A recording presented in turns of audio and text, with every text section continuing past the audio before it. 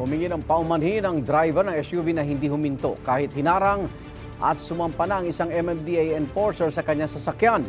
Sa pagharap sa MMDA, paliwanag ng driver, hindi niya napansin ang enforcer. Wala daw siyang intensyong tumakbo.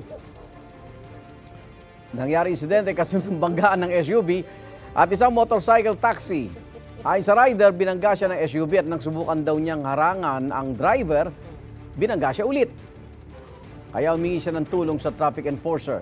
Hindi tinanggap ng MMDA enforcer ang paliwanag ng SUV driver at naghain na ng reklamo ang MMDA sa Land Transportation Office laban sa driver ng SUV. Madadagdagan pa yan ng reklamong attempted homicide. Hiniling din ng MMDA na suspindihin o kanselahin ang lisensya ng driver ng SUV.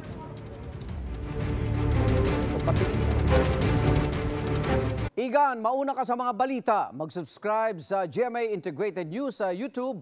Sa mga kapuso abroad, subaybayan nyo kami sa GMA Pinoy TV at sa www.gmanews.tv.